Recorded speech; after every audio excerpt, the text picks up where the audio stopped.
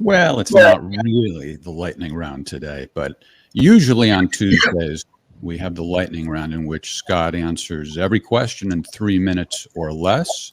But we are departing from that format today because we have Eva Bartlett joining us, a great freelance journalist who recently spoke with Scott on his other podcast. And she comes to us today from where, Eva? Just outside of Moscow. I just came back from the DPR. Whose dog is that? Eva's or Scott's? Not mine. Mine will chime in soon. All right. Yeah, so I'm just outside of Moscow. I just a few days ago returned from the Donetsk People's Republic. Got it.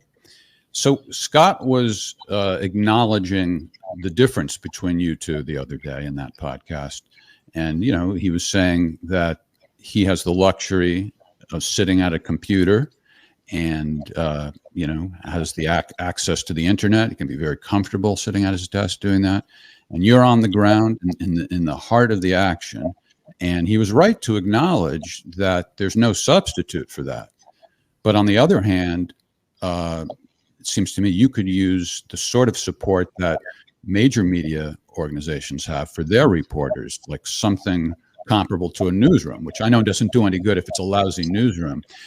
But do you compensate for that in any way? What's the way you operate, if at all, that can compensate for that? You have some sort of support system to help you? Not really compensation. I mean, basically what I do is I get things out slowly because I do everything myself. I do ask friends for translation help, but I do the subtitling manually. I do the editing. I write whatever, if I want to add a voiceover, obviously write that. I do the research. So I'm basically doing it on my own, which I prefer because whatever. It's simple quality what I put out. It's not flashy by any means, but it is at least something I stand behind. I'm speaking in terms of videos. In terms of articles, of course, I write everything that I publish. There are sometimes, editorial changes to titles or subtitles or whatever. If there's ever anything I disagree with, then I immediately say, to whichever publication, like, please change this, and they do.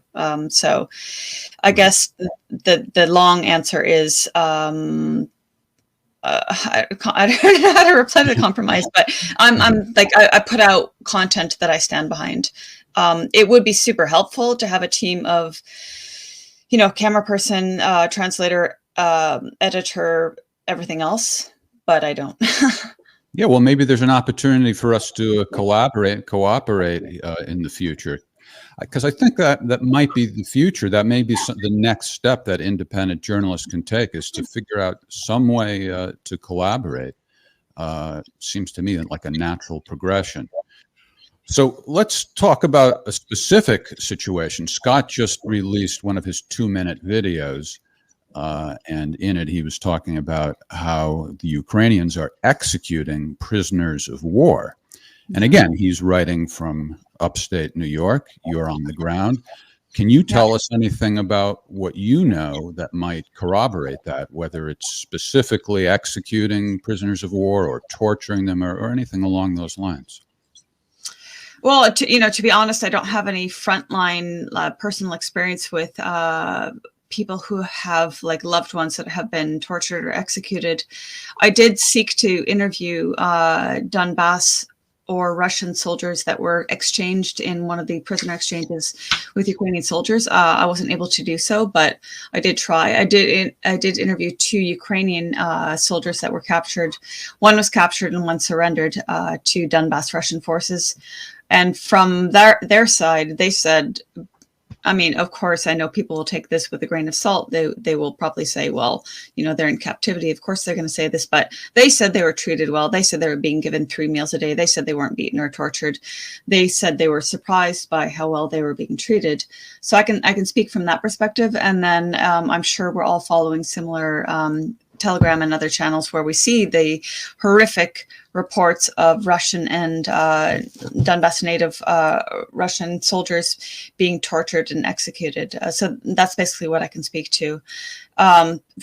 maybe Scott can, well, I mean, he made the video, so of course he can chime in. But in my opinion, what it seems is that Russia maintains a standard of professionalism, not torturing prisoners of war. And it aligns with what I've heard when I've spoken with Russians, just normal Russian civilians and also Russian soldiers, on their views on Ukrainian people. And they differentiate between Ukrainian Nazis and Ukrainian people. Yeah. So how about it, Scott? To what degree are you confident about the accuracy of that, what you said in the video, that they are executing prisoners of war? Well, let me just start that I'm not sure that we're speaking with the real Eva Bartlett here. She had a dog up here, and I've seen videos of her dogs, and they've never been that well behaved. So I think we might have an imposter here, Jeff. Is this one of those artificial intelligence videos? I don't know. I'm beginning to get a little concerned. The Ukrainians, have both Eva and I on their hit list, and they may have replaced her with a hologram, because that dog was extraordinarily cute and well behaved. But well, just to intervene, but my dogs are always very cute, but it's after what? It's after 11 p.m., so they're in like sleep mode. Okay. Well, now we know the secret. We need Maverick to be in sleep mode. But no, this is what I'll say as far as that. I mean, Jeff, as you said, rightly so, I'm far distance removed from ground truth. So I'm a long distance sniper here when it comes to, information and assessing. But sometimes the proof is in the pudding. The Nazis, and they are Nazis. Let's not pretend that the Azov Battalion is and was anything else. These are brutal Ukrainian ultra-nationalists who have embraced wholeheartedly the odious ideology of Stepan Bandera and Adolf Hitler. It's on their tattoos on their body, on the gestures they make, and on the way they behave, the way they have singled out ethnic Russians as subhumans, and the treatment that they give.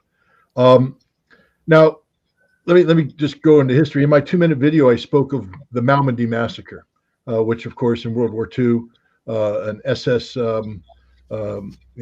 panzer group captured 120 American soldiers and executed them. Now, some of the soldiers escaped, but they executed them. They went in close, put the coup de grace with a bullet through the head on at least I think around 40 of them.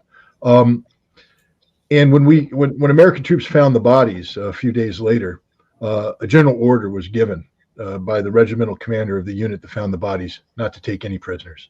If you find a Waffen SS, or you capture a paratrooper, because some of the troopers there were from the 8th Parachute Regiment, I believe, kill them on sight. This is an American commander giving orders to American soldiers in direct violation of the laws of war, and nothing happened to them. Nothing. And I bring this up to say that, in America, we like to pride ourselves with our adherence to the law of war. I do. I know that, that's one of the things that I always felt separated me from other military, around the world. I know it's not perfect. I know people are going to point fingers and say, well, Abu Ghraib, and of course it all happened. No one's denied it. But in principle, Americans are supposed to adhere to the laws of war. The Russians captured thousands of these Azov Nazis in Mariupol, in the city they literally pillaged, raped, plundered, tortured from 2014 until liberation in 2022. They captured thousands of these people with evidence of their crimes on their videos. I mean, there's something about these Nazis that make them want to record their crimes and brag about it. And there is evidence after evidence after evidence of these people having committed crimes. Now, had they been American soldiers, they probably would have lined these people up against the wall and just shot them on sight, because we have a history of doing that.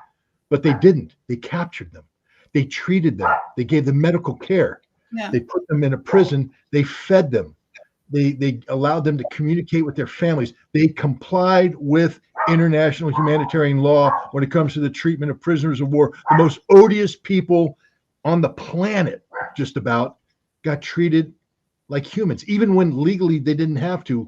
For instance, some of the mercenaries that were captured They don't qualify for prisoner of war status. They're illegal combatants. In theory, they could have been given a hasty tribunal and shot on sight. But no, they not only were treated, but they were exchanged.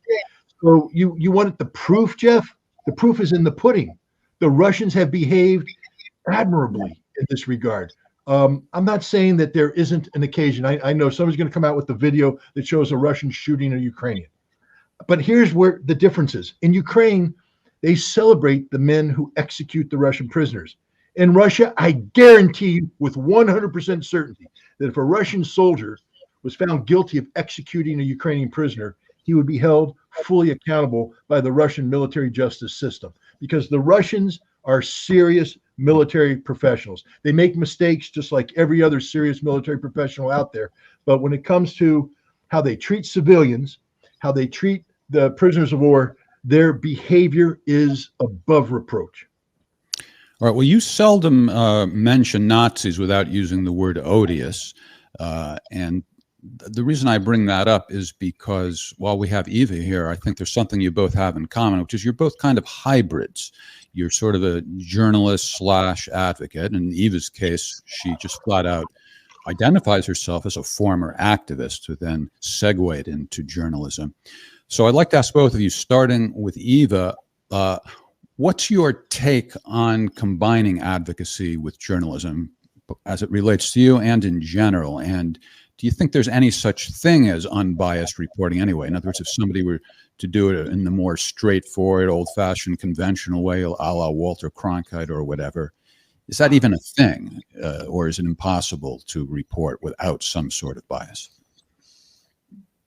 No, I do think it's impossible unless you're a robot or you're strictly adhering to reading the scripts of, whatever intelligence agency you've been given the script from. I think it's impossible to have some sort of bias. I mean, look, I've been going to the Donbass. Well, my first trip was in September 2019. And then since March this year, I've gone, I think 6 times for about 3 weeks each time. I've seen the bodies of Donbass civilians strewn throughout the streets. I've experienced the bombings at close proximity.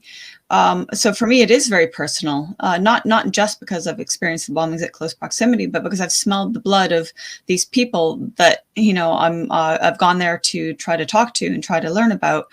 I've seen how horribly upside down world distorted their realities have been purveyed in Western corporate media, just like as was in Syria. It's parallel misreporting on the realities of these people. That in fact, just like in Syria, their narratives are whitewashed from the media. They're not whitewashed. They're erased from the media. They don't exist because they don't fit the narrative of the Western corporate media.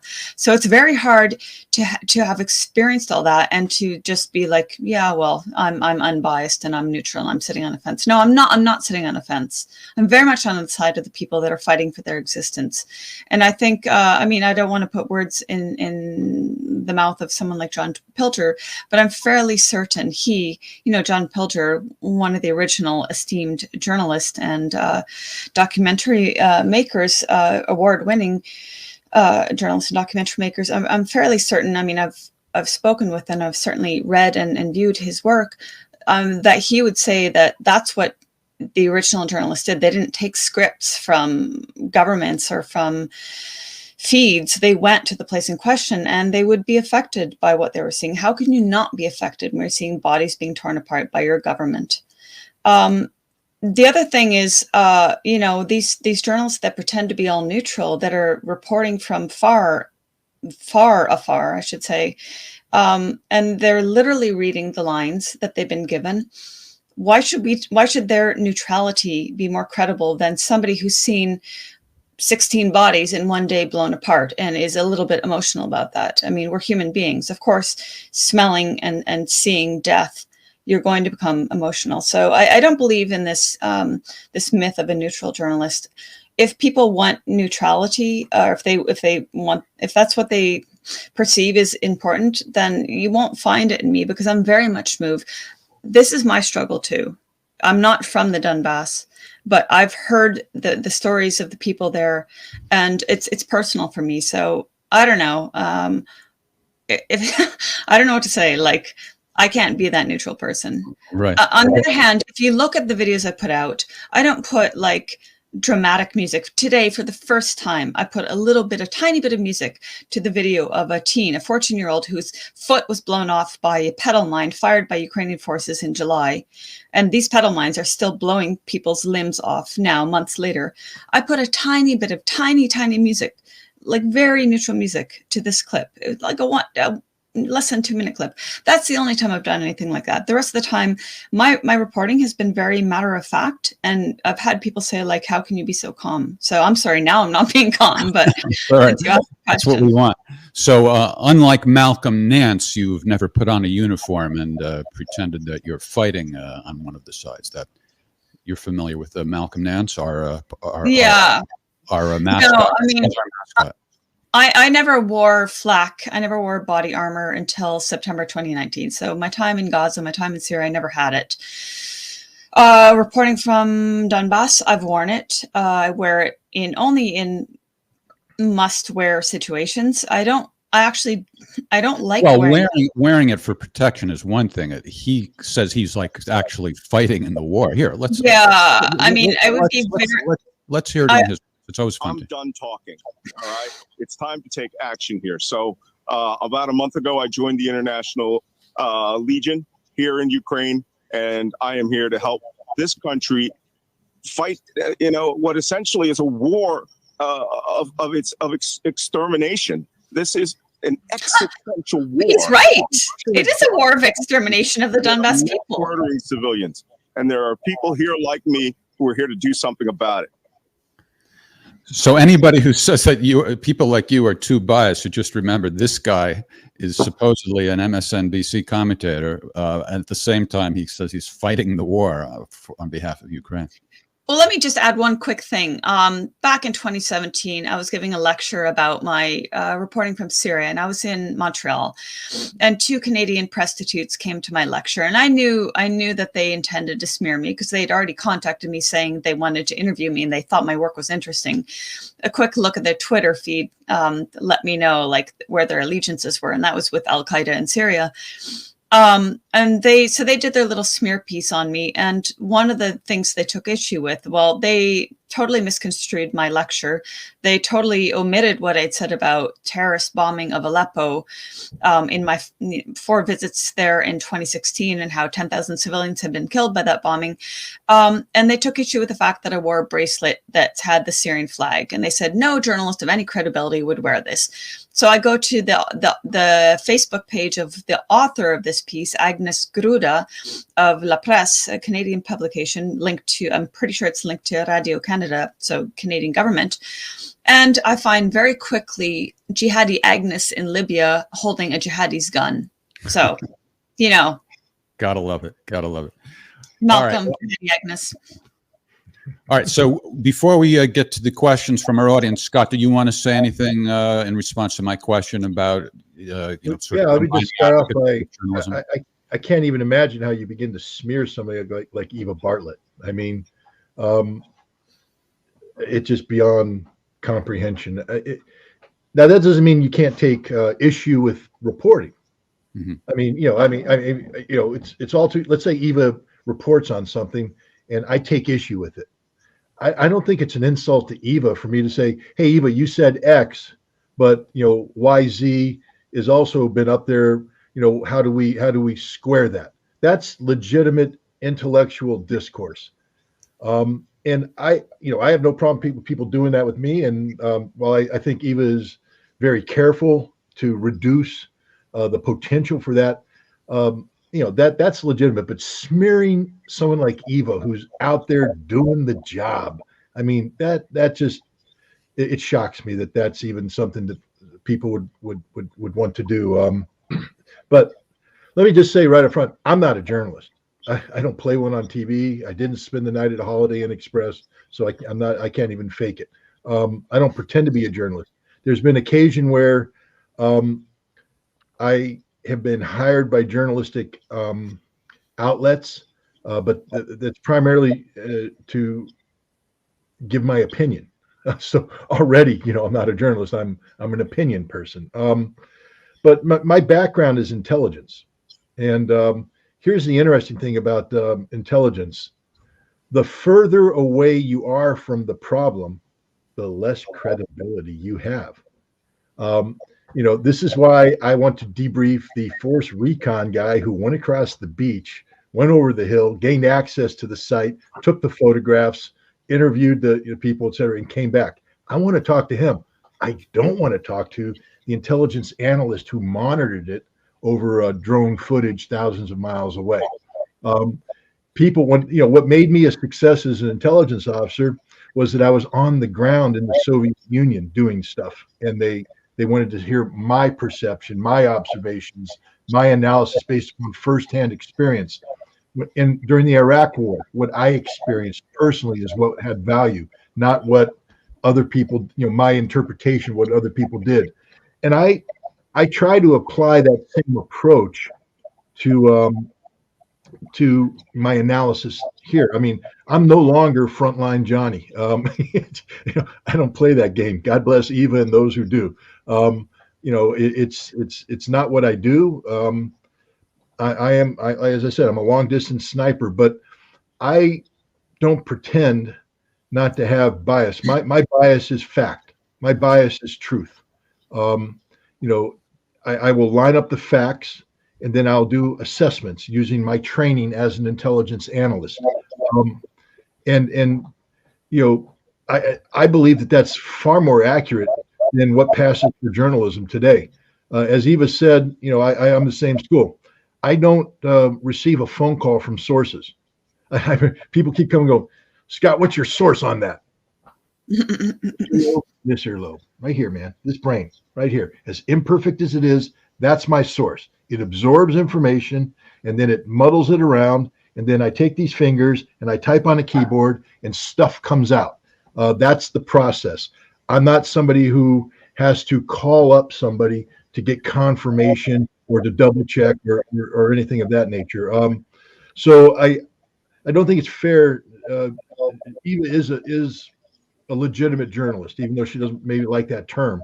Her journalistic style is integrity, as opposed to people who are stenographers for whatever their sources are. I don't pretend to be a journalist. I'm not one. I'm not trained to be one. It depends how you define journalist. I mean, maybe we shouldn't waste time quibbling over semantics, but it seems to me that just because you're operating in the realm of opinion doesn't mean it's not journalism. It's opinion journalism. Are you, in your mind, is journalism just when you're on the ground, so to speak? Is that the distinction? Why aren't you a journalist? Because I don't want to be a journalist. No, but what is it that you do that doesn't fit the definition is what I'm asking. Well, first of all, I'm not here to report anything. Mm-hmm. I think a journalist reports. I'm not here to report anything. I write on what I want to write about. I focus on what I want to focus on. So I think a journalist is somebody, again, I can't speak for Eva because only she can. But I would imagine that when she goes to Donbass, she's getting the experience. And then from that experience, stories emerge. And then she follows the stories. I don't operate that way. I'm an intelligence officer. I focus in on a problem and I zoom in on it and I collect on that problem and I write on that problem. I'm not there for the experience. I'm there to answer a specific question or set of questions. So I think there's the difference.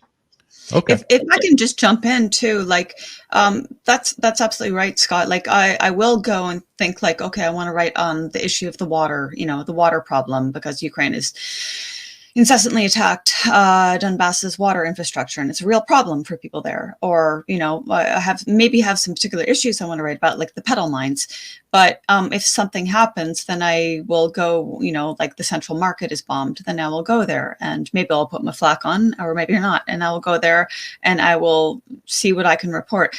But I know that that's not how Western corporate media or legacy media operates. They usually go to a place with they have a story in mind, and they disregard almost everything they see. And I say that, I can't remember, Scott, if we discussed this. I've seen it in Syria many times over, but with respect to Donbass, in March, I joined a Ministry of Defense delegation for 2 days in the Donbass. and basically what the two French mainstream media came out with, they disregarded everything we'd been told. The only thing they reported was like, this is what Russia wants us to see.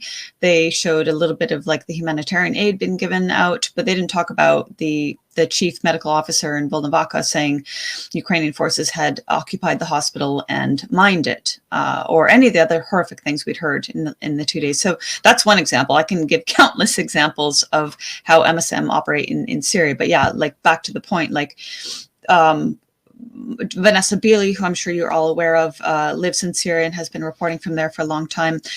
And the way journalists like us do operate is, yeah, sometimes we have something we want to investigate, and other times we are just at a scene and something happens and we can go there and report on it without this cookie cutter kind of like, I'm going to take certain things and then like disregard almost everything that has happened in order to fit my Western mainstream narrative. You said that you're just outside of Moscow now. Do you live there, or is that just where you're staying? Oh.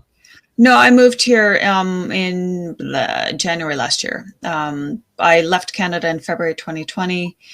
Went to Syria for what I thought was going to be a couple of weeks. The border closed due to the issue of COVID. I spent 6 months there, actually living quite freely compared to how people were living in the West. And after that, went to Serbia and decided I wanted to move to Russia because Canada became just absolutely bonkers.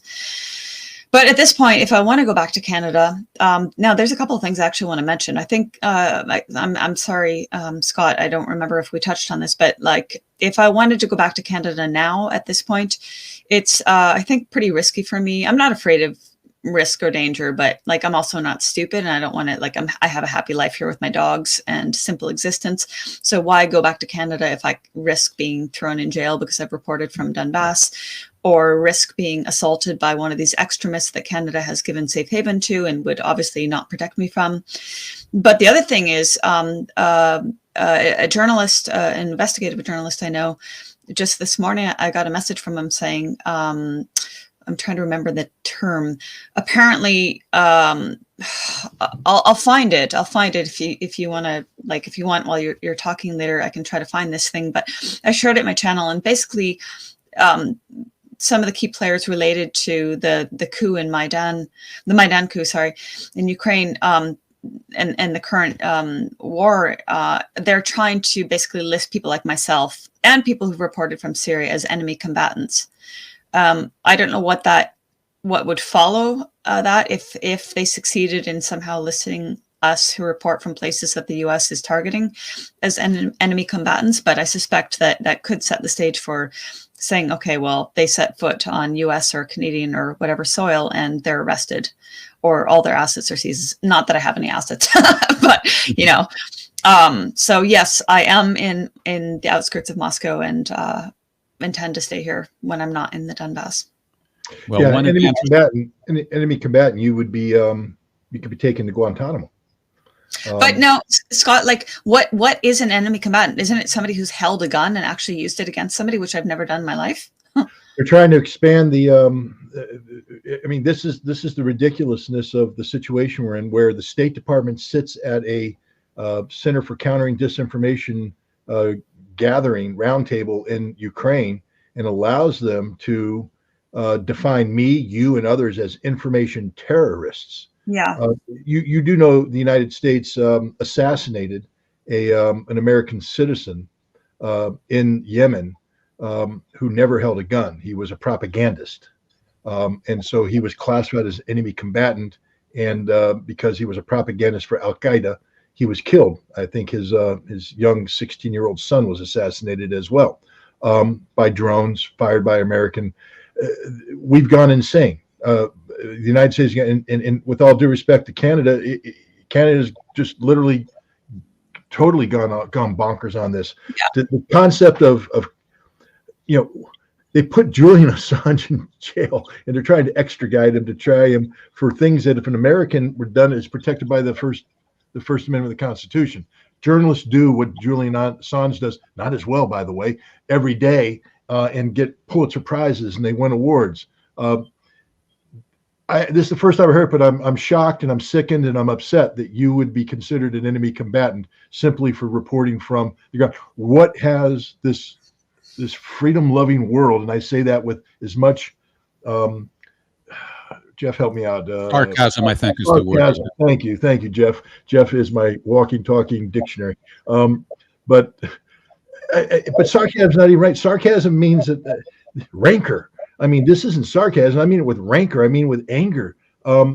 My God, what have we become? If we're, and I don't want to put Eva on a pedestal. I respect her work, but I don't want to sit here and have people think that I'm just bowing before the statue of Eva, the idol of Eva. No, she is doing a great job.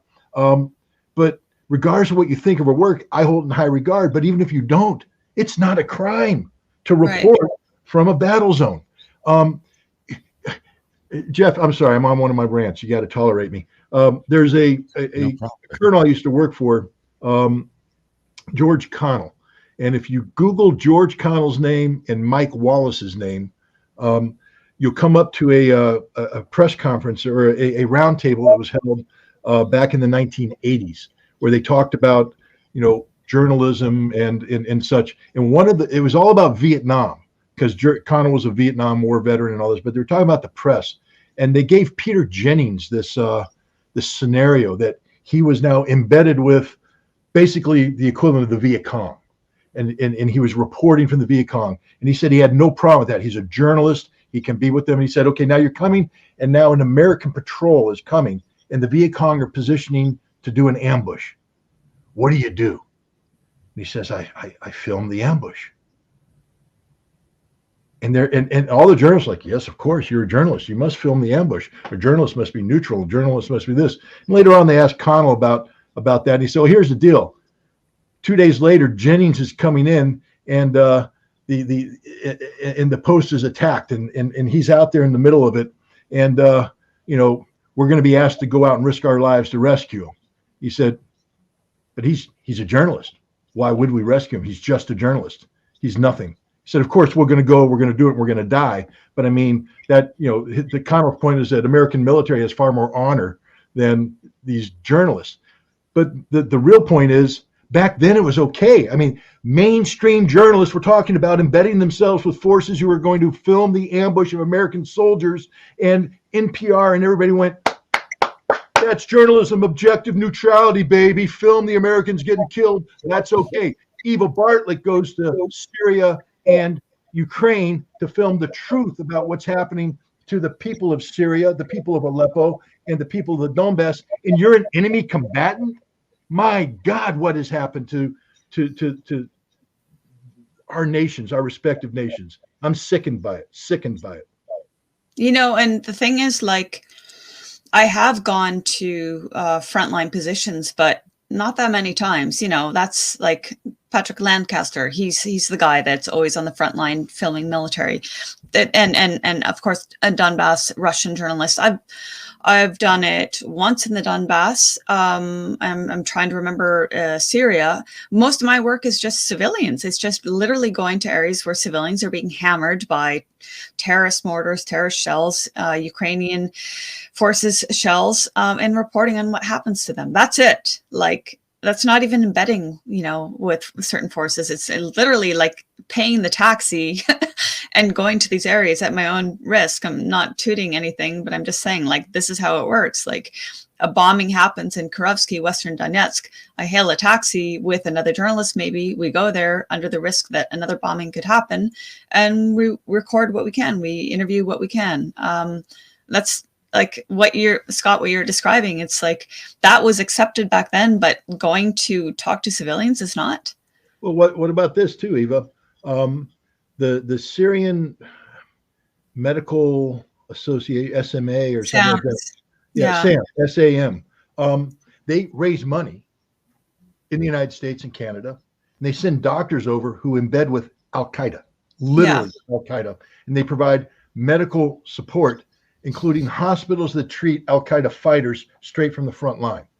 Now, by law, U.S. code, they are enemy combatants, and yet they're allowed to raise funds here and operate. CNN has a award-winning journalist whose name I can't remember right now. But she hires bingo. She hires Al-Qaeda fixers to take her into Al-Qaeda territory where she interviews Al-Qaeda fighters, and she does the most gross propaganda trying to mainstream this hateful ideology, but she's given an award for it. Vanessa goes and reports just on the truth. She's not trying to whitewash anything. She's just saying, this is what I'm seeing, this is the fact, and you're an enemy combatant. The world is literally flipped upside down. What was the name of that? What was the name of that CNN reporter?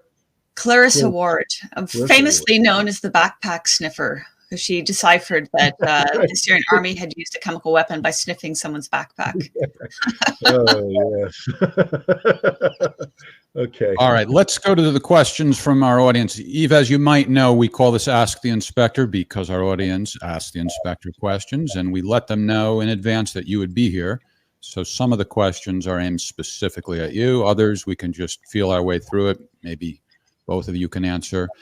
And I'll leave it up to both of you how extensively you want to answer. Just know that we have a lot more questions, both that were submitted in advance and from our live audience than we'll be able to get to. So you might want to keep that in mind and answer accordingly as you wish. So Svetlana, how do you say that? Svetlana, somewhere on the planet Earth. How do you protect your analysis from other creeping motives that may be getting involved? How do you make sure your view is balanced and not buoyed by one side that loves you because you say what they want to hear? I think we've already touched on that. At least I have. I go to the place in question. I report, what I see. So. All right, we can just. I'll just answer that partly here. Jeff, this is a conversation you and I have repeated, and I don't know what Eva's business model is. Eva has to live, she has to eat, she has to take care of her dog. So I imagine there has to be an income stream. But Jeff and I have struggled with this because do you do things that generate income, or do you put things out there with no paywall? And it says because you say what they want to hear. It's if you're attached, and this is the danger with corporate media, mainstream media, is they're addicted to their paycheck, so they have to please their masters. And Jeff and I have tried to make sure that we are master free, meaning that if somebody wants to support us, it's voluntary in nature and it's not linked to specific artists. But the danger there is if I write something and it generates a lot of money, I might be tempted to repeat that formula to raise, to generate income.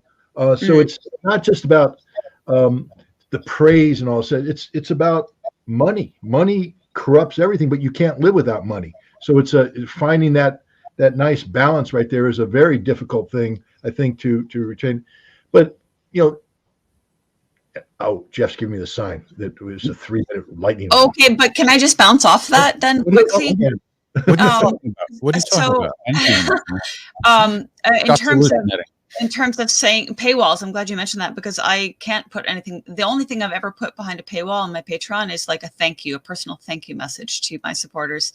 And at some point I made, maybe once or twice, and made clear to them, the people that support me on Patreon, look, I can't in good conscience, I can't put anything, interviews I've done from anywhere, I can't put it behind a paywall because I don't believe in doing that. If I write a poem, I'll put that behind a paywall. But, and people have said like, no, that's fine. We just want to support you. So, it's very similar. The supporters are doing it out of benevolence, not to get access to the content. They get access anyway. Yeah, it's free. Like they'll find the same content on my blog or on social media. So why would you charge people to hear you say thank you? I don't understand. No, it's not that I'm charging them. It's just that I'm giving them a personal thank you that doesn't go out to the public, basically. It's like, it's me saying like, look, I'm sorry, I'm not giving you personalized content. Here's my thank you. I do appreciate your support, but I can't put this behind a paywall. I even if I didn't, like, even if I shared it on Patreon and I didn't share it anywhere else, I still couldn't put it behind a paywall because I just feel like to me, it feels like I'm exploiting the people I've interviewed. That's why I say if I wrote some bad poetry, or drew some bad painting or something and put that behind a paywall and people want to see it, okay, that's fine. But in that regard, like if I repeat myself, it's because I believe in the issue. But then in terms of media, like how media works, I could write every single day about Gaza or Syria, but that's not how media works. You can't write about something unless it's in the news.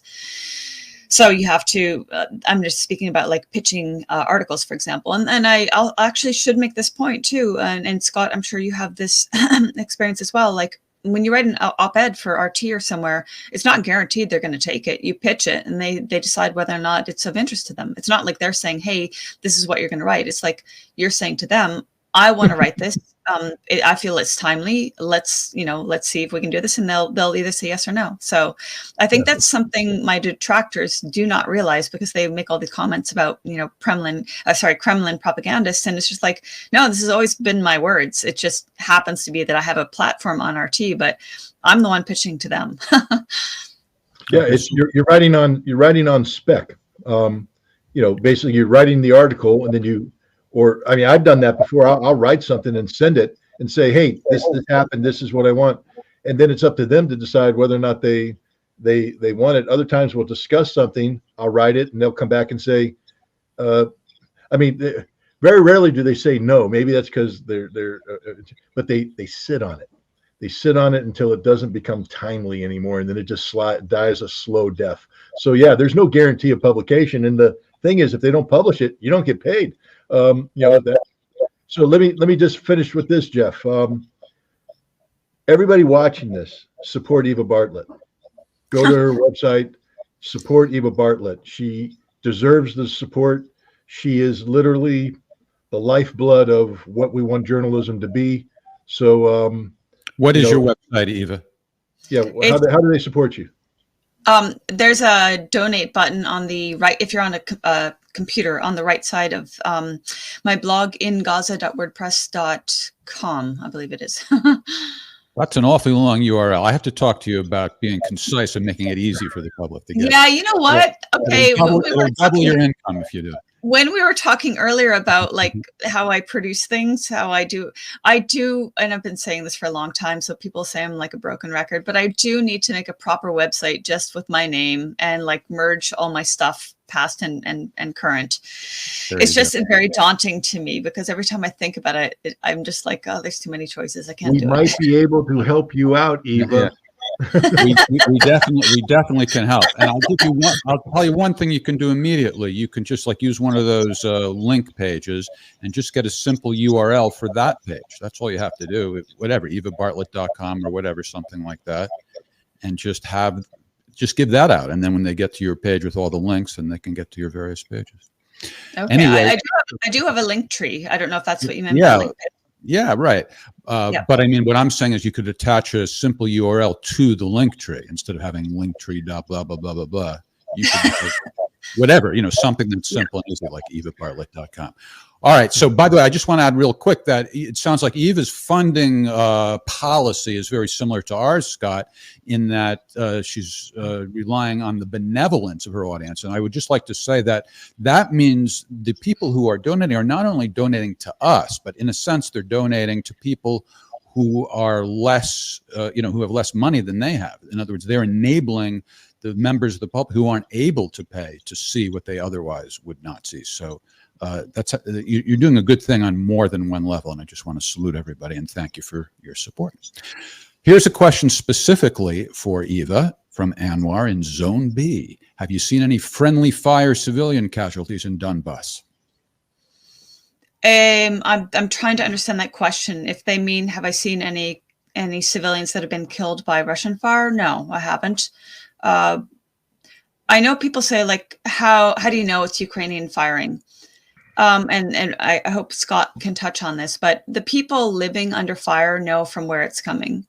They know that by the point of impact of whatever the artillery is. And then you have the experts like the JCCC, and I forget what the acronym stands for, but they're military experts, that every time there's, for example, just let's take Donetsk alone, but like even like the entire DPR and Donbass, but just in Donetsk alone, whenever there's an attack, you have the military experts go there and collect what fragments they can of whatever's left of the shell. examine the point of impact, measure it, measure if there's like an actual crater, they measure that, how deep it is, how wide is it, etc. They can gather from the point of impact from what direction the shell has come, and from all that information, they can determine the size of the shell, the distance it can fly, et cetera, et cetera. And so I actually, back in August, the Donbass Palace Hotel, which is one of the few hotels, like one of the big hotels journalists stay in, was bombed. It wasn't itself like directly bombed. It was bombed right outside the hotel. And I was staying in the hotel at that time. Normally I rent an apartment, and ever since I've gone back to renting an apartment, but that particular time I was staying in the hotel. And so when the bombings occurred, I was inside, and obviously understood that it was a lot closer than just other bombings. And actually when the 5th shell hit that landed right outside the hotel and killed a woman that was outside on the sidewalk, I had literally just stepped out of the lobby. So thankfully I wasn't injured. But what was my point with that? That was a NATO shell.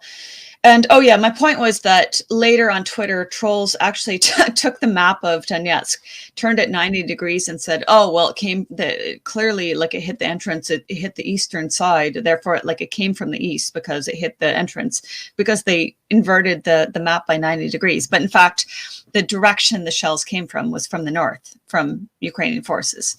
So just back to the point of every time I've gone to a place where there have been casualties, I'm not a military expert, but those who are have determined that the shells have been fired from positions that are occupied by Ukrainian forces. So I don't believe that I've ever seen casualties that have been as a result of Russian shelling. One of the interesting things, just to add on that, Jeff, if what you say, can I ping off of that? Can I bounce off of that? Yeah. The IAEA is under a lot of fire from the Russian side because they claim they can't determine where the shelling of the Zaporizhia nuclear power plant is coming from. And I facetiously, Jeff, help me out. Facetiously. You got it, Scott. Eva, this is the danger of being on a program with a Marine, because my grasp of the English language is non-existent. Facetiously said that the Russians were shelling themselves, basically. And I posted a page out of a Marine Corps crater analysis, training manual. Crater analysis is just what Eva was talking about. When a shell hits, it creates a crater. And at the bottom of the crater, because there's usually a fuse, the fuse will blow a separate hole in it that if you put a stick, and that literally what we did, we had a stick. We put it in there, line it up with the fuse hole, and the stick points to exactly where the shell came from. You can also do the splatter analysis and all that. You can get all that.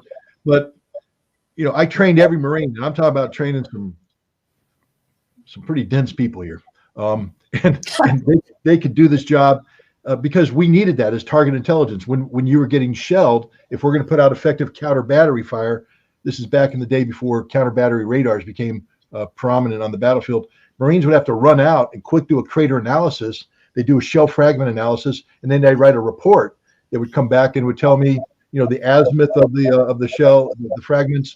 And then I'd plot it on a map, and where they triangulate, trisection, not triangulate, but trisection, that's where it came from. And if I could get that target quick enough, I could put shells on that and kill the enemy before they got us.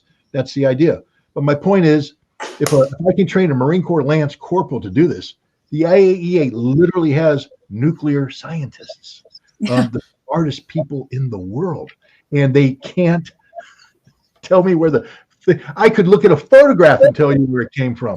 But so that's the ludicrous. The other thing I'll just say about the Russians, shelling Donetsk. Understand this: any professional artillery officer knows that you don't put a civilian, you don't put a residential area between you and your target, because habitually there are short rounds. The powder, the charges that you put in don't operate, and the round goes short.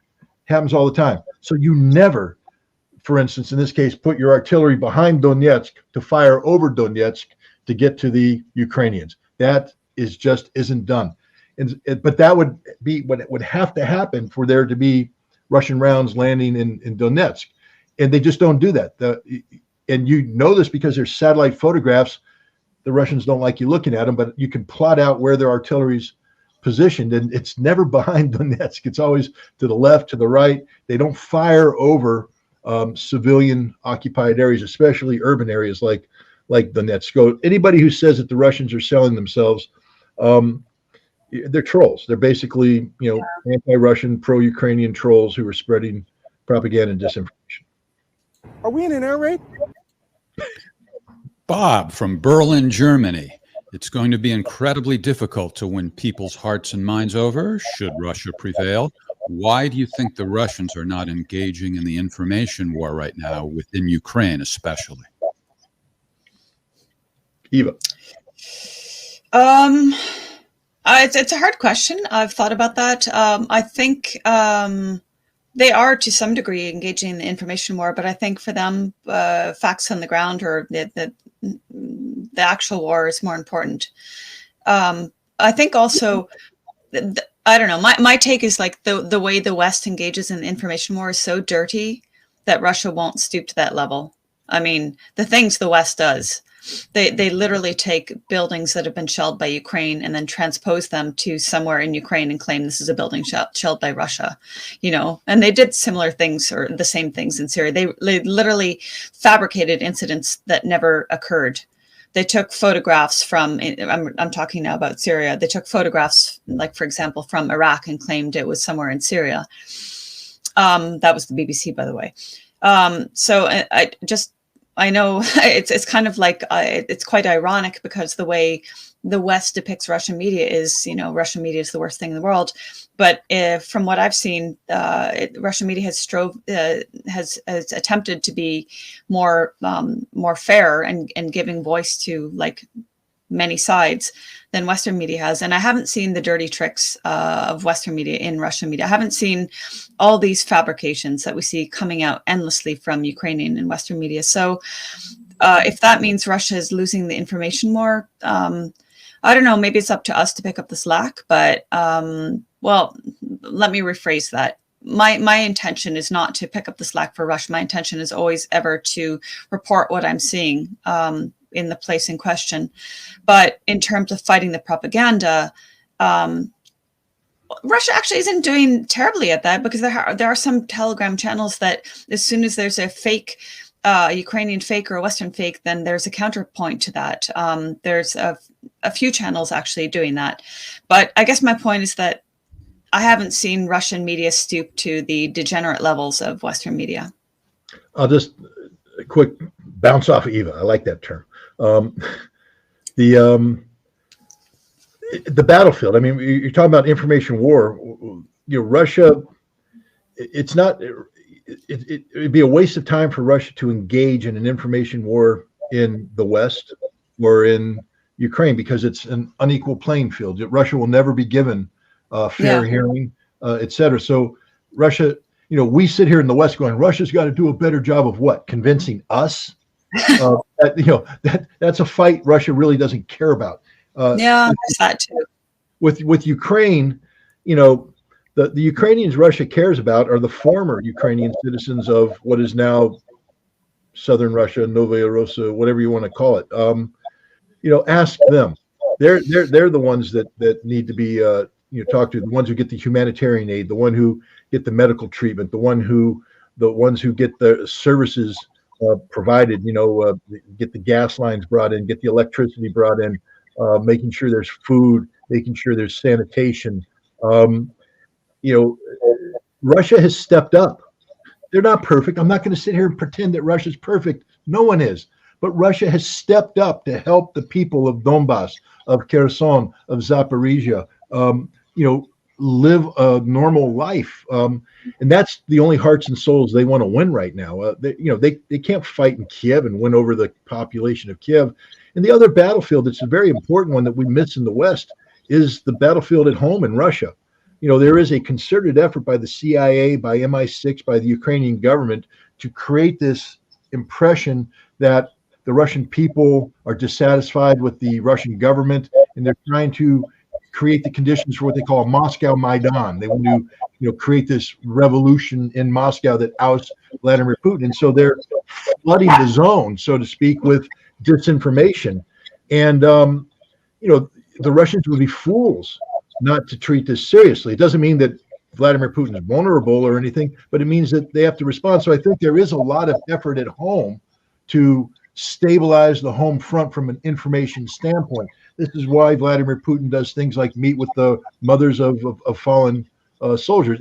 Look, that was a carefully canned event. I'm not saying it was disingenuous, but it was a planned event to achieve a specific outcome, not to impress us here in the West, but to reach out to a Russian domestic audience. And so if you take a look at Vladimir Putin's popularity and you look at the political stability that's in Russia, they're winning the information war at home. They're winning it, despite everything that's being done.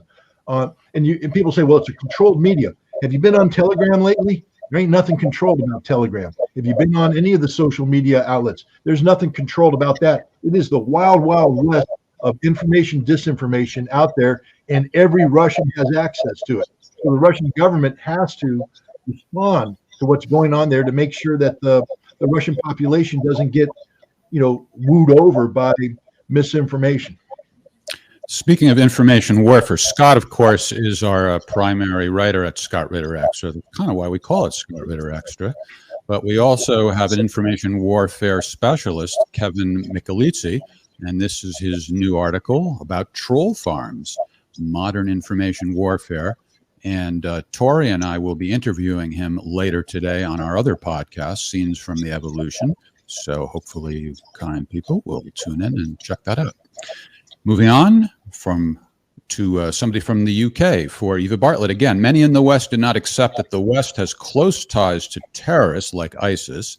Can you give any examples of people or events which corroborate such assertions? For example, who controlled Jihadi John, who beheaded people on video? Oh, I can't speak to who controlled Jihadi John. What I can say about those ISIS videos is they were very slick productions. So already you should be a little bit skeptical of how. I'm sorry, I can't see any of you. Am I still on? Okay, yeah. Yeah, I mean, those ISIS videos, the ones that had like the multiple camera angles and the slick production, were highly suspect. I mean, in my mind, they were, I'm not saying that the people in the videos weren't decapitated or grossly murdered, but just the slick production value made me extremely suspicious, just like, the White Helmets videos. But as for who controlled Jihadi John, no. But I mean, well, let's see. You had the Qatari former foreign minister. What was his name? Some years ago, when there was a falling out between Qatar and Saudi Arabia, he basically came out and said, "I know this is Qatar, not the West," but he basically came out and said, "Yes, we were funding Nusra, we were funding Al Qaeda." You have various over the years, you have various revelations that the West was funding Al Qaeda in Syria. So, whereas I can't speak to that one particular example, it's well known that for decades, the West wanted to overthrow the Syrian government by any means possible. And what's happened in the last decade since 2011 is the latest incarnation of their attempts to oust the Syrian government and install a puppet government. I mean, if I understand why people in the West wouldn't believe that our governments are supporting ISIS or Nazis in Ukraine, but there is enough documentation out there. You just have to be willing to look for it, and you have to be willing to actually what's the term?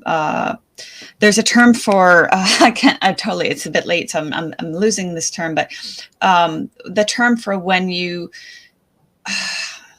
It'll come to me when you have information present, but you just can't believe it because it just doesn't fit with your narrative. And I think that's what people face when they're cognitive dissonance. Is that what you're thinking? Thank you. That's what it was. I knew it was a 2-word term. Thank you. Do I win? Do I win a prize? Yeah. You get a smile from one of my dogs, but they're asleep. Yeah. I mean, I know that term. It's just, it slipped my mind. Yeah. So I think that people think like, oh, it's just too big a thing. It's too impossible, our government to be funding and supporting and whitewashing the crimes of Al Qaeda or Nazis in Ukraine. But it's not too big. It's actually a thing. It's reality. It's just you have to come to terms with it. I mean, even the New York Times will admit things like this when they're trying to save face, I suppose. One of the great ironies, there's that concept of blowback, where you do something and then it comes back. And Syria is a prime example of this.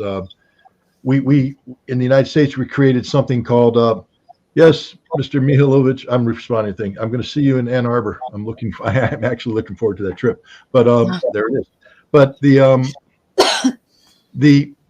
State Department funded something called digital democracy back in the late Bush era, and they had this Jared Cohen, I think his name is, ran this part, and the idea was to use social media platforms as a mechanism of winning over the youth and then using them to mobilize the youth, et cetera. And so you had Twitter, you had Facebook, you had other things, but it wasn't just that. The State Department would then hold these training seminars where people come in and get trained on how to use your cell phone or digital camera to film things, events. So like if you went to a demonstration, what to film, how to film it, what angles, production values, and then to upload it rapidly onto social media. And then the mainstream media was put on notice that these channels or these links are going to have product that they would take and immediately run. So all the stuff you saw on the evening news came from this effort. And in Syria, they had these local community activists. There's a specific term, but media activists. Early on, they're the ones who went out and filmed the demonstrations and things of this nature and captured it and sent it up, and it was all used as propaganda against the Syrian government, even though it was distorted. They were specifically told how to take angles, how to post one thing but have it say another. But my point is, many of these people went on to become ISIS and Al Qaeda video producers. And then here's where the iron. This is where, again, I don't mean to smile because people are dying, but they did such a good job of propagandizing on behalf of Al Qaeda and ISIS that the State Department had to create a special unit, a counter disinformation unit, to take on ISIS. So the State Department had to go to war against the people that the State Department originally trained to carry out this slick production. That's the insanity of the United States approach on just about everything. Scott, now I've been actually for years trying to remember who told me this story, but what you were just saying about youths being trained on filming and hashtagging and Twitter techniques. I had somebody back in 2015 in Syria tell me this, and he told me, I just wish I could remember who, but I've racked my brain and I can't figure out who it was, but it was somebody I had a real life conversation with. He said, like, he used to play online poker or something, and he was selected for one of these training things in the south of Syria, in Dara region, or in Sweda, I think it was. And it was like a week or something. And they were, just as you were saying, they were trained in these techniques back in 2011, or actually this might've been in 2010 before things started in Syria. So back then, none of us knew any of these techniques for like social media tactics, right? At least I certainly didn't. And so these people were trained in it. And he said, like, one of the people he knew from the training went on to become a member of the FSA, the Free Syrian Army. And then, they would have progressed on towards becoming Nusra or ISIS. So there's that. And there's also, I remember I interviewed a doctor who was in Dara, southern Syria, in April 2011, when things were kicking off. He was at a military hospital. He was a skin doctor, so he wasn't needed, but he was at the hospital. And he said, like, the day he was there was enough staff present that he was just sitting in some lounge room drinking coffee, watching TV, and Al Jazeera was on. And it showed they were broadcasting from his hospital. Now, this is not even in Dara city, but in some Dara town. Whenever I would go in rural areas of Syria with my Samsung, I would lose reception. I couldn't upload a video, a photo, anything. This, and I'm talking like from 2014 on when I started going to Syria. This is in 2011, and there's some woman in one of the hospital rooms uploading live video footage, and she was saying like, "Oh, there's not enough doctors," when in fact there were so many doctors. This friend was sitting there drinking coffee. He also told me that all the doctors had been instructed. It was a military hospital, but they've been instructed by the head of the hospital to treat civilians first if they came to the hospital. And so this woman streaming from his hospital was saying there's not enough doctors, they're not treating civilians, and obviously that wasn't true. So this kind of ties into what you're saying, like these people being trained with these tactics, and then what kind of, did she have a satellite phone? What kind of phone did she have? She had a CIA provided satellite phone. Now, it Yeah. wasn't given to her by the CIA. It was given to her by a non-governmental organization. But Yeah. it was, I don't want to get too far afield, but they all, even the people that later went on to work for Al Qaeda and ISIS, they retained connectivity with the people who trained them, thinking that the people who trained them were just, an innocent American civilian. And so they're communicating with somebody who's actually a CIA case officer who's controlling an ISIS propagandist. It's just crazy how the United States operated there. I mean, but they all had these, I forget the brand name, began with a TH Thuringia or something, but it's a brand of a satellite telephone that's why they had good connectivity throughout. Mm-hmm. Yeah. Just want to mention that article one more time. Kevin Michelizzi knows all about this stuff. He was blown my mind when we were talking yesterday about the extent to which the U.S. military is involved in training people to do all these cyber hijinks. So we'll be talking about that at 4:30 today Pacific time, 7:30 Eastern. Ultimata from Western Australia. What are your thoughts on the protests in China? Is this another crazy regime change attempt in the face of the collapse of U.S. hegemony? I'll just go real quick on it. I think it's a legitimate social response to very stringent COVID. It's an all too human response of people who've been locked up, etc. I don't think the CIA has the connectivity, the bandwidth in the Chinese population to do something like this. I think this is a legitimate internal problem that the Chinese are struggling to deal with. Okay. Let's go on to the next question. H. Sheridan from Washington, D.C. For Eva Bartlett, what differences have you observed from the beginning of the Donbass conflict, which was mostly ignored by the media, and now that Russia's special military operation has begun? What, if any, changes or impacts have you had to go through during this conflict? What differences? Gosh, that's a hard question. I guess the difference is that, the main difference is that as of February 2022, Western corporate media or legacy media erased any mention of Nazis in Ukraine, whereas in prior years you could find even Canadian media, which is Canada has been a big sponsor of the Nazi battalions in Ukraine. You could find in Canadian media criticism of the fact that Canadian army and government were supporting Nazis. So I guess that's one major thing, is like this complete attempt to erase any sort of reporting on Nazis in Ukraine, because by erasing them, then the Western media is then propping up this narrative that, poor Ukraine is just this innocent victim and Russia is just this belligerent aggressor, blah, blah, blah. Along with erasing any sort of mention of Nazis in Ukraine, you have the erasure of Ukraine's 8 years of warring on the Donbass. Now, I think the United Nations has said 14,000 people were killed in the 8 years of war. I know when I wrote an article, again, referring back to my March visit to the Donbass and the French media that totally distorted what we were all told and what we all saw.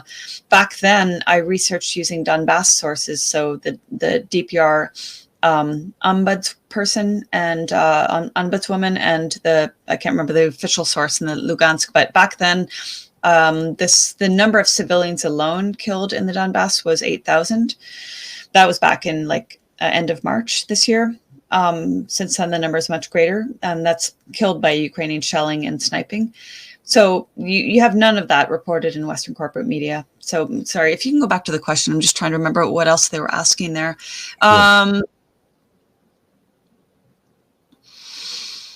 I mean, in terms of like any sort of compassion for the people of the Donbass, that's remained consistently absent in Western corporate media.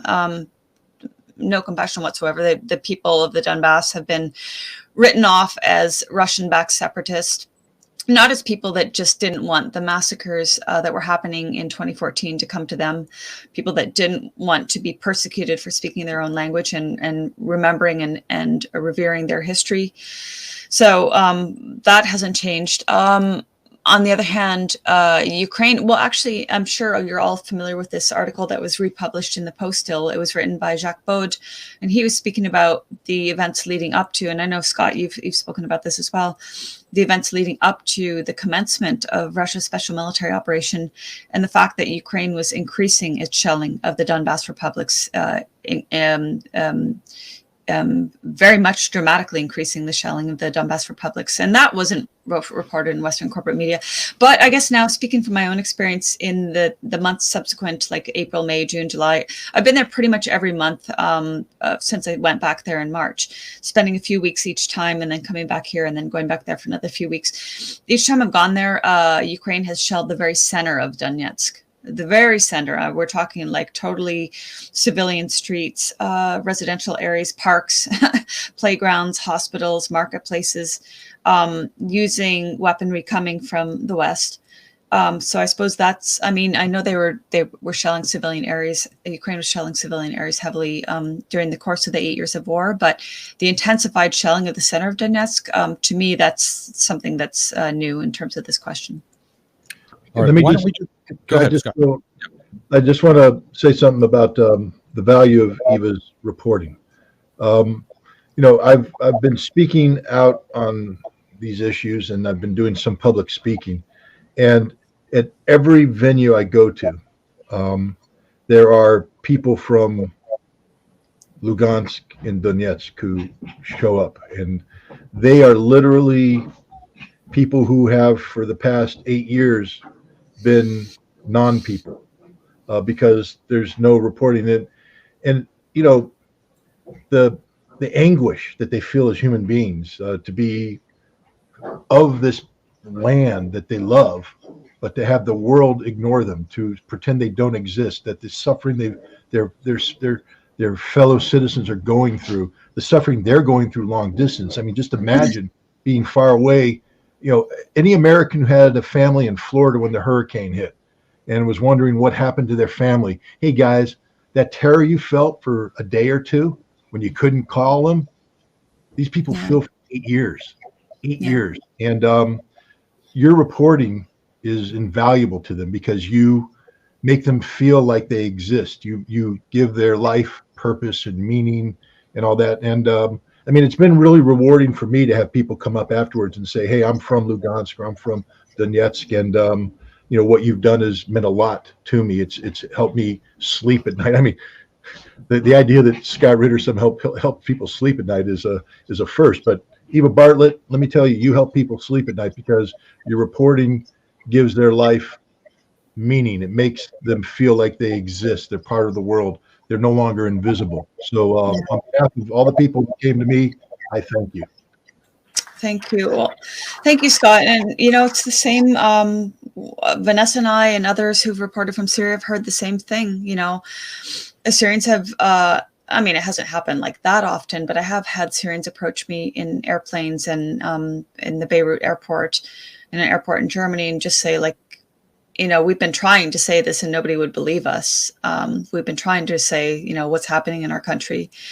In December 2016, after I left Syria, I went to New York to give a lecture, and then I was giving some lectures around the States. I had a Syrian doctor based in New York break down in tears. And again, the same thing. He was just saying, like, I've been trying to tell people this, but nobody would listen to me. And, you know, just back to this whole Western media and in impartiality and neutrality or all that crap. It's just like, but how can you even discuss Western media being neutral or impartial when they actively disappear people whose voices don't fit their narrative, you know? And it's just like, you have a chance to meet with some of these people, and they're human beings that, like Scott has just outlined, are suffering immensely. And if they got the Western media treatment of actually being highlighted, then their stories, their faces would be on the media 24/7. I'm sorry. Did I mention the 14-year-old kid that I met in Donetsk who lost his foot to a pedal mine? I'm a bit tired. Did I already speak about that tonight? You did. I did. Yeah. So, I mean, speak about it again. You could speak about it. Well, I'll just, in speaking about that, sorry for repeating that, but like that issue alone, if that were, that's where Western media would capitalize on this and they would highlight it. And I wish we could highlight it more. I'm doing what I can to do so. But like, as of a couple of days ago, 87 civilians have lost a hand or a foot to these mines. I remember reading about a case of an older woman with dementia who could be my mom. My mom has dementia. She wandered out to go to her garden and stepped on a mine and lost her foot. You know, and that's the thing. Like, it's. I mean, obviously, anybody's at risk. Even in emergency services, sapper lost a foot after they cleared an area and then a mine blew off a rooftop. And like, obviously, they didn't expect where they were walking to be dangerous. So this issue, the mines that Ukraine fired largely at the end of July, are still plaguing Donbass civilians, you know, and just like between the terror, the other thing is the psychological terror. When I was in Donetsk in September during the referendum, I was there before, during, and after the referendum. And at one point I was going with a taxi driver from Donetsk to, where did I go to? Kirovsky, Western Donetsk, a very hard hit district, a district shelled by Ukrainian forces a lot. And the driver was saying, like, during the battles in Mariupol, he had spent a lot of time there, I assume, driving journalists around. And he said he felt more at danger in Donetsk now than he did then, which is something considering how much, you know, media played up like the battles in Mariupol. Yeah, I was in Mariupol in April, so there was still fighting going on. You could still hear the shelling of Azovstal and areas around there. But like this guy was saying, the difference was in Donetsk, you never know when or where the Ukrainian shells are going to strike. So there's that psychological terror as well between the pedal mines, the fact that Ukraine is shelling anywhere and it's off limits, or nothing's off limits rather. No one's going to hold them accountable. Nobody's going to ever report honestly, you know, at least in terms of legacy media or supposedly neutral bodies like the UN or OSCE or whatever. All right. Well, it's very late at night for Eva, and you mentioned that you're tired. So I just want to ask, we can make that the last of the pre-submitted questions, but we do have a bunch of people watching live who have asked some questions. Do you have it in you to stick around for a few more minutes to handle some of the live questions? Okay, Scott, I see you. Calm yourself. The weapons inspector goes crazy if he doesn't speak. Go ahead, darling. No, I don't want to speak. I want to ask a question. There was a question I didn't get to ask Eva when she was on the competing podcast, Jeff. It's so competitive. I'm competing against myself. Yeah. But you speak about the human cost, and of course that is the utmost value. But you're a dog owner. I'm a dog owner. You visited. I saw a video where you visited a animal shelter where they take care of the man's best friend. That gets caught up in this war. Could you tell people about that and what that experience was like? Yeah, so I've actually gone to two different dog shelters or animal shelters. The first was in the west of Donetsk, and it had like 400 dogs and a few like chickens and what else did they have? A couple of random animals. But then this other one I went to twice recently in the southeast of Donetsk has 800 dogs. And these would have been a combination of street dogs, because there are a lot of street dogs in Donetsk and Russia as well. Dogs that had been abandoned or lost, you know, over the course of the months of fighting. Dogs, unfortunately, that maybe were abused, but I don't know how common that is, but it does happen like anywhere. And the shelter is like from what I could see, they're providing very good. They had like a on-site veterinarian setup, and they seem to be providing excellent care for the animals. They exist on donations. I said they're in the east of Donetsk. They're still shelled, maybe not as heavily as Kievsky or Kirovsky, but they're still shelled. And since dogs, like they're extremely sensitive to sound, right? Like one of my dogs, if there's a thunderstorm, she runs to the bathroom and quivers in fear. So I can't imagine. I don't even want to think about really how the dogs feel under the bombing, the incessant bombing. Like, unfortunately, they've gotten used to it. You will see dogs just lying around in the streets, like street dogs lying around on the side of the sidewalk or whatever, just accustomed to it. But it shouldn't be that way. They have to be. If that sound is terrifying to us humans, for them it's magnified. So I do have footage from that shelter. I haven't had time to edit it. I will put it on my channel, but if you guys want to link to their Telegram channel, they do how to donate to them if you're in the West. I guess I'm not sure if it would be like crypto or whatever, but they do need and accept donations, and I think that they're doing great work. Actually, my last visit there, Scott, I met what I hope will be my third dog. He was just such a beautiful guy. I was waiting to speak with the woman that runs the place, and this white dog came up to me, and he and I bonded right away. And I would have brought him back. It's just that I'm renting the current place where I'm staying, and I didn't know that the landlords would accept a third dog. But he was such a beautiful, gentle soul. So if I can twist their arm, then I'll go back and get him. This wasn't the tripod. You had the three-legged dog there that you were filmed with, that you seem to be bonding with as well. Is this a different? This one was he had an injured leg, so I think it was the same one you're thinking of, like a beautiful white dog that kind of talked. Yeah. That was his actual name, Tripod, or that's that's just me naming a dog. Well, they called him Ice.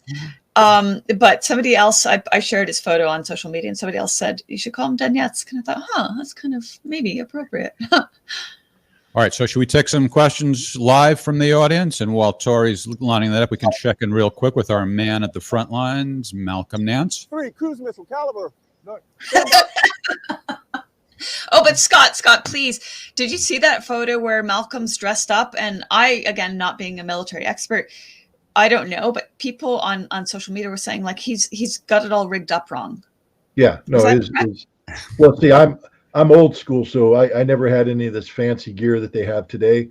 But I took a photo of how he had it set up, and then I got a photo of a Delta Force guy's rig, and you're just going, nah, man. There's nothing authentic about that guy. That's why he's our mascot. That's why. He's a great mascot. All right. Sweetie. Live questions from the audience. When will China come to bail Russia out? They already are. The China's buying oil. China's saying that they are economically linked with Russia, that they're going to move forward on all these development programs. If it weren't for China being willing to buy Russian oil, and they're buying a lot of Russian oil and Russian gas, the Russian economy would have a problem. So, but it's not a bailout. China understands that they're before the grace of God go us, meaning in terms of Western sanctioning, Western targeting. So China's working with Russia. People need to read the 5,000-word statement that was signed on February 4th of this year between Putin and Xi Jinping. It was a declaration of their intent to create a trans-Eurasian economic union. In order for that trans-Eurasian economic union to be viable, there has to be significant trade, and a large part of that trade is in Russia's number one commodity, which is energy. I see Eva's dog is yawning too. That's the dog's normal bedtime hour. Yeah, we're usually up at like 5:36. Thank you for disrupting your lifestyle for us. We appreciate it. How long does it take to pay off a home in Donbas? I have no idea. I mean, I suppose that would depend if you're a person from the region or if you're not, if you're coming in with American dollars or whatever. So I don't know. That's American real estate developer Christopher Dobby. Mark Wilson, what does Eva Bartlett think of Brendan O'Connell, an Australian, quote, conspiracy reporter? Is he legitimate? I feel like I know the name, but I don't know much about him, so I can't really speak to that. I feel like there's a negative connotation that maybe he's been talking negatively about other journalists I know, but I don't really remember anything about him, so can't say much.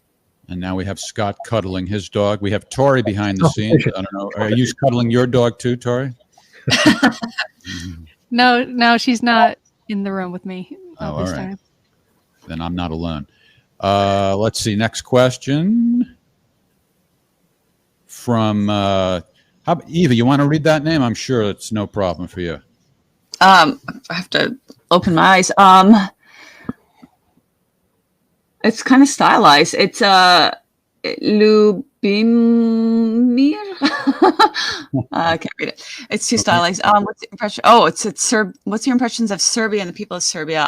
Well, I spent a few months there at the end of 2020. I liked it a lot. Serbia's a beautiful country. I found Serbs to be very nice people. I don't know enough about the history of Serbia, but I know that they've been like Syria, like Donbass, greatly mistreated is an understatement. They've been attacked and had their country destroyed by the West. But yeah, I had good interactions with Serbs, and I debated living there, but I decided I want to live in Russia. Okay. Jimmy. Perhaps his surname is Florida. Perhaps he is from Florida. Will there be a backlash from Ukrainians when they lose the war after all their boys and men died in battle? There's never backlash. History shows there's never backlash. I mean, that's the sad reality that society accepts the human cost of war when it comes to soldiers. Soldiers die. Plus, understand that when Ukraine loses, and they're going to lose, they're going to be more concerned about surviving than they are about, the repercussions. Just take a look at, Germany after World War I. It wasn't about the casualties; it was about the stab in the back that led to, the discontent. After the end of the Second World War, you didn't see Germans in the streets complain about the number of dead. They complained about social conditions, living conditions, etc.